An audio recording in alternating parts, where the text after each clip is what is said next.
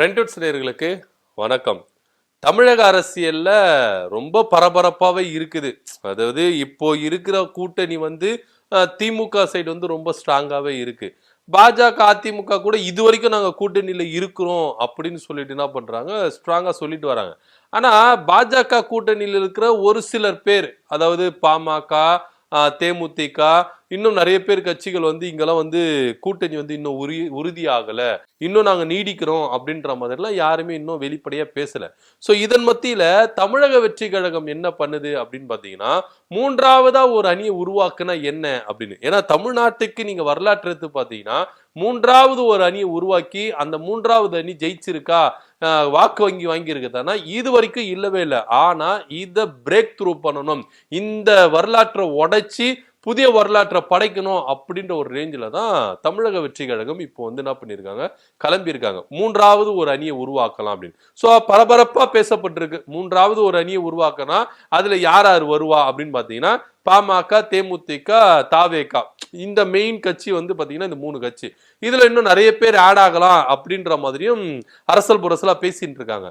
ஆனா இது சாத்தியமா அப்படின்னு பாத்தீங்கன்னா, கொஞ்சம் இது இழுப்பறியில தான் போகிற மாதிரி ஒரு கதை இருக்குது. என்ன அப்படின்னு பாத்தீங்கன்னா, பாமகவையும் தேமுதிகவையும் எந்த அளவுக்கு விட்டுவிடக் கூடாது அப்படின்ற ஒரு ரேஞ்சில தான் நம்ம பாஜக என்ன பண்றாங்க, முயற்சிக்கிறாங்க. ஆனா இங்க தமிழக வெற்றி கழகம் என்ன பிளான் போடுறாங்க அப்படின்னு பாத்தீங்கன்னா, இந்த ரெண்டு கட்சிகளை கூட்டு சேர்த்துக்கிட்டு நம்ம என்ன பண்ணலாம், மூன்றாவது ஒரு அணியை உருவாக்கலாம் அப்படின்னு சொல்லிட்டு ஒரு பிளான் வச்சிருக்காங்க.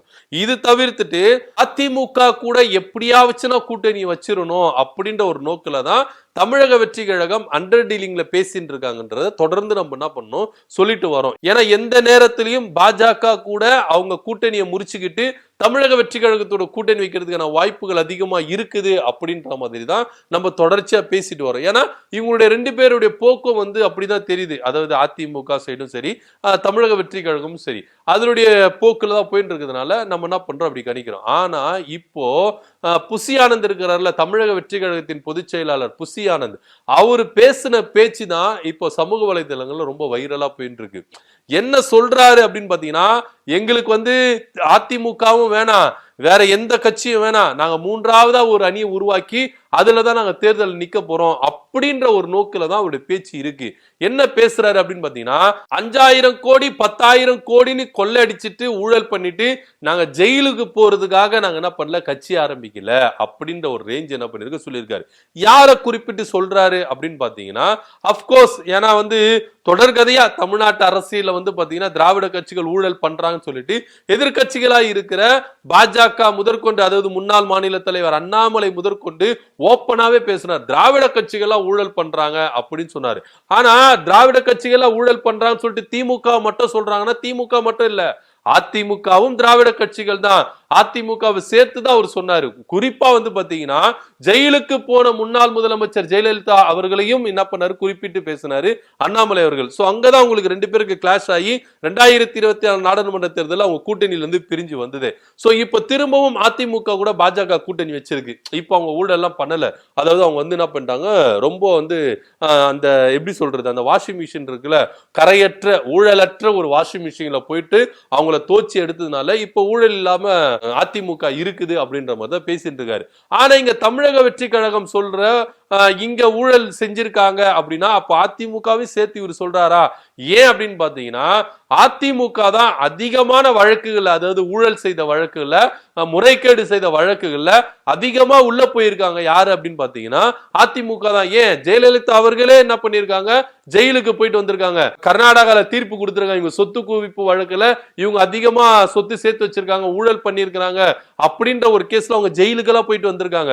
சோ இப்போ தமிழக வெற்றி கழகத்தின் பொதுச் செயலாளர் புசி ஆனந்த் அதிமுகவை குறை சொல்றாரோ அப்படின்ற ஒரு ரேஞ்சில தான். அவருடைய பாணியிலே திமுக அதிமுக ரெண்டு பேரும் குறை சொல்றான்னு வச்சுக்கீங்களேன். ஆனா அதிமுகவை ஸ்பெசிபிக்கா குறை சொல்றாரோ? ஏன்னா ஊழல் செய்து முறைகேடு செய்து அதிகமா ஜெயிலுக்கு போனவர்கள் யாரு அப்படின்னு பாத்தீங்கன்னா அதிமுகல தான் அதிக பேர் இருக்கிறாங்க அப்படின்றது இந்த நிதர்சனம் உண்மையா இருக்கு.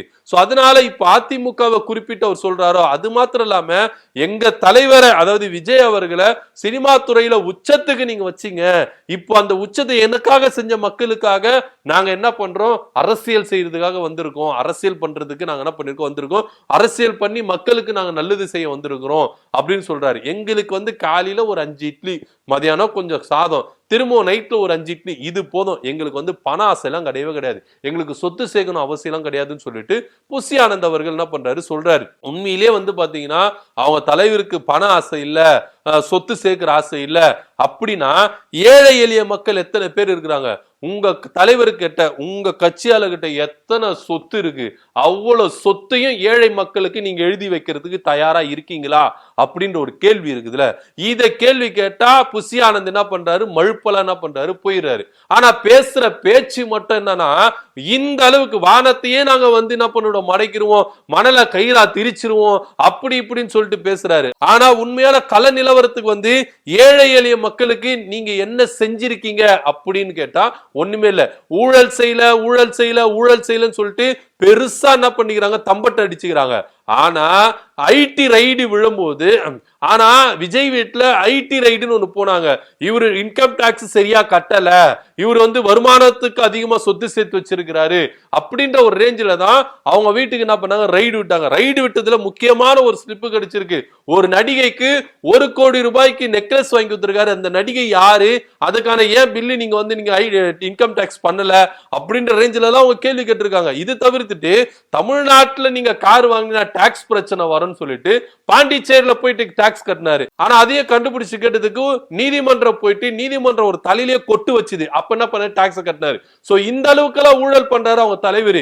இது மட்டுமா, கட்சி ஆரம்பிச்சாருங்க, கட்சி ஆரம்பிச்சு இது வரைக்கும் பொறுப்பாளர்களை மாவட்ட பொறுப்பாளர் நியமிச்சிருக்காரு. சோ எத்தனை பேர் அதிருப்தியில எழும்பி பதவிக்கு காசு கொடுத்தாதான் பதவியை கொடுப்பேன், பொறுப்பை கொடுப்பேன் அப்படின்னு சொல்லிட்டு ஒவ்வொரு மாவட்ட செயலாளர்களும் 10 லட்சம் 5 லட்சம் 2 லட்சம் 3 லட்சம் எவ்வளவு ஊழல் பண்ணிருக்காங்க.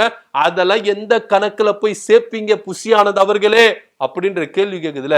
சோ இந்த அளவுக்கு இவ்வளவு கீழ்த்தனமா இவங்க பண்ணிட்டு, ஆனா மேடையில பேசுற பேச்சுகள் எல்லாம் எந்த ரேஞ்சுக்கு இருக்குது பாத்தீங்களா. இவங்க 5 ரூபாய் 5 இட்லி போதுமா, மதியானம் சாப்பாடு போதுமா, நைட் 5 இட்லி போதுமா, போதுமா, இது வரைக்கும் போதுமா, உங்களுக்கு கறி குழம்பு பிரியாணி இதெல்லாம் தேவையே இல்லையா அப்படின்ற ஒரு கேள்வி கேட்கல. எங்க சாதாரணமா ஒரு பொதுக்கூட்டம் வச்சாங்க, எவ்வளவு சாப்பாடு வேஸ்ட் பண்ணாங்க, எவ்வளவு வெரைட்டியா ரைஸ் எல்லாம் போடுறாங்க. ஆனா இவங்களுக்கு 5 இட்லி சாதம், நைட் 5 இட்லி போதுமா, வகை வகையா உணத்தையே உங்களுக்கு சாப்பாடு கொடுக்க தோணுது. ஒரு பூத் கமிட்டி மீட்டிங் வச்சாலோ இல்ல ஒரு பொதுக்குழு வச்சாலோ ஏதோ ஒரு மீட்டிங் வச்சாலும் உங்களுக்கு வகை வகையா சாப்பாடு போட தோணுதுல. அப்புறம் எந்த தைரியத்துல எங்களுக்கு 5 இட்லி போதும் கொஞ்சம் சாப்பாடு போதும்னு சொல்ல தோணுது. அது மாத்திரமா, உங்க தலைவருடைய சொத்து விவரங்கள் எடுங்க, எவ்வளவு சேமிச்சு வச்சிருக்கீங்க எடுங்க. உங்களுக்கு தான் பண ஆசை கிடையாதுல்ல, ஏழை எளிய மக்கள் எல்லாம் உங்களுக்கு நல்லா வாழணும், அதுக்காக தானே அரசியலுக்கு வந்திருக்காரு உங்க தலைவர். அரசியலுக்கு வந்துதான் ஏழை எளிய மக்களை வாழ வைக்கணும்லாம் இல்ல. உங்க கிட்ட இருக்கிற பணத்தை நீங்க கொள்ளையடிச்சு வச்சிருப்பீங்கல்ல, கணக்கு காட்டாம உங்க தலைவர் சினிமால நடிச்சு சேர்த்து வச்சிருப்பார்ல, அந்த பணத்தை எல்லாம் எடுங்க, அந்த கோடிகள்லாம் எடுங்க, அந்த கோடிகளை எடுத்து ஏழை எளிய மக்களை வாழ வைங்க. எதுக்கு அரசியல்ல தான் வாழ வைக்கணுமா அப்படின்னு ஒரு சட்டம் இருக்குதா அப்படின்னு கேட்க தோணுதுல. ஏன் உங்க தலைவர் கேட்டார்ல, நீட்டு மட்டும் தான் உங்களுக்கு ஒரு வழியா, நீட்டை தவிர்த்துட்டு எதோனாலும் படிக்கலாமே, நீட்டு மட்டும் தான் உங்களுக்கு இல்ல அப்படின்னு சொன்னார்ல. அதே போலதான் ஏழை எளிய மக்களுக்கு உதவி செய்யறதுக்கும் அவங்களுக்கு சேவை செய்யறதுக்கும் அரசியல்ல தான் செய்யணும்னு அவசியம் இல்ல. உங்க கட்டில இருக்கிற சொத்துக்களை பணத்தை எடுத்து ஏழை எளிய மக்களுக்கு சேவை செய்யலாம், மக்களுக்கு நன்மை செய்யலாம் அப்படின்னு நாங்க சொல்லி கேள்வி கேட்கலாம்ல. உங்க தலைவர் அப்படி கேட்கலாம், நாங்க இப்படி கேள்வி கேட்கறதுல ஒன்றும் தப்பு இல்லைல்ல அப்படின்ற ரேஞ்சுக்கு தான் ஐயா புசி ஆனந்த் அவர்களை வச்சு செஞ்சுன்னு இருக்காங்க. என்னதான் இருந்தாலும் புசி ஆனந்த் என்னன்னா விஜய்க்கு சொம்பு தூக்கலாம், ஆனா இந்த அளவுக்கு எல்லாம் சொம்பு தூக்காதீங்க அப்படின்ற ஒரு ரேஞ்சில தான் பார்க்கப்படுது. புசி ஆனந்துடைய பேச்சு ரொம்ப வைரலாவே பரவி இருக்கு. ஏன்னா அவர் வந்து குறிப்பா வந்து பாத்தீங்கன்னா இங்க மூன்றாவது ஒரு அணியை உருவாக்குறதுக்கு புஷியானதுடைய பேச்சு இதுல அதிமுகவை வெறுக்கிற மாதிரி தான் இருக்குது அப்படின்னு சொல்லிட்டு அதிமுக தரப்பினர் என்ன பண்றாங்க, பதிலடி கொடுத்துட்டு வராங்க. ஏன் நாங்க மட்டும் தான் ஊழல் பண்ணோமா, உங்க தலைவர்லாம் ஊழல் பண்ணலையா, உங்க கட்சிக்காரெல்லாம் ஊழல் பண்ணலையா அப்படின்ற ரேஞ்சில கேட்டு இருக்காங்க. சோ ஒருவேளை இங்க அரசியல் புரசலா பேசுற விஷயத்துக்காக, ஏன்னா அதிமுகவோட கூட்டணி வைக்க கூடாதுன்னு சொல்லிட்டு புஷியானந்துக்கும் கொஞ்சம் வந்து என்ன பண்ணுது, விருப்பம் இல்ல அப்படின்ற ரேஞ்சில தான் பேசுறது. என்னதான் தலைவர் விஜய் அவர்கள் அதிமுக கூட கூட்டணி வைக்கலாம் அப்படின்னு சொன்னாலும் புஷி ஆனந்த் அதே போல ஆதவ் அர்ஜுனாவுக்கு எல்லாம் வந்து பாத்தீங்கன்னா அதிமுக சூஸ் பண்றது வந்து ஒரு தேவையில்லாத விஷயம் அப்படின்ற மாதிரி தான் புஷி ஆனந்தத்துக்கும் அதே போல ஆதவ் அர்ஜுனாவுக்கு இருக்குது. அதனாலதான் ஆதவ் அர்ஜுனா வந்து நான் மைண்ட் வாய்ஸ் நினைச்சு வெளிப்படையா பேசுன்ற மாதிரி எடப்பாடி பழனிசாமி எந்த அளவுக்கு தரைகுறவா பேசுறாரு அப்படின்ற விஷயம் பார்க்கலாம். சோ ஆதவ் அர்ஜுனாவுக்கும் புஷி ஆனந்துக்கும் அதிமுக கூட கூட்டணி வைக்கிறதுக்கு சுத்தமா பிடிக்கவே இல்லை. அதனாலதான் இந்த கூட்டணியில வந்து சேரக்கூடாது அப்படின்ற ஒரு விஷயத்துக்காக புஷி ஆனந்தோட பேச்சு இப்படி வெளிப்பட்டிருக்கு, ஆதவ் அர்ஜுனோட பேச்சு இப்படி வெளிப்பட்டிருக்கு. ஏன்னா கொஞ்ச நாளைக்கு முன்னாடி ஆதவ் அர்ஜுனாவும் இப்படி பேசினார் எடப்பாடி பழனிசாமி அதிமுகவை. இப்போ அதிமுகவை சொல்லாம சொல்லி பேரை சொல்லாம சொல்லி இப்போ இவர் என்ன பண்றாரு, 5000 கோடி 10,000 கோடி கொள்ளடிக்கிறதுக்கு நாங்க கட்சி ஆரம்பிக்கல, நாங்க மக்களுக்காக சேவை செய்யறதுக்காக கட்சி ஆரம்பிச்சிருக்கோம், எங்களுக்கு ஒரு 5 இட்லி போதும், கொஞ்சம் சாதம் போதும் அப்படின்ற ரேஞ்சுக்கு புஷி ஆனந்த் என்ன பண்றாரு சொல்றாரு. ஏன்னா எடுத்துக்கலாம்ல, ஏன்னா அதிமுக தான் வந்து பாத்தீங்கன்னா இவரு குறிப்பிட்டு சொல்லாம டைரக்டா தாக்காம இப்படி தாக்குறாருன்னு சொல்லிட்டு. ஆனா எல்லாமே திட்டவட்டமா தெரியுதுங்க. விஜய் அவர்களுக்கு அதிமுக கூட கூட்டணி வைக்கணும்னு விருப்பம் இருக்கு, ஆனா புஷி ஆனந்தத்துக்கோ இல்ல ஆதவ் அர்ஜுனாவுக்கோ சுத்தமா விருப்பம் இல்ல.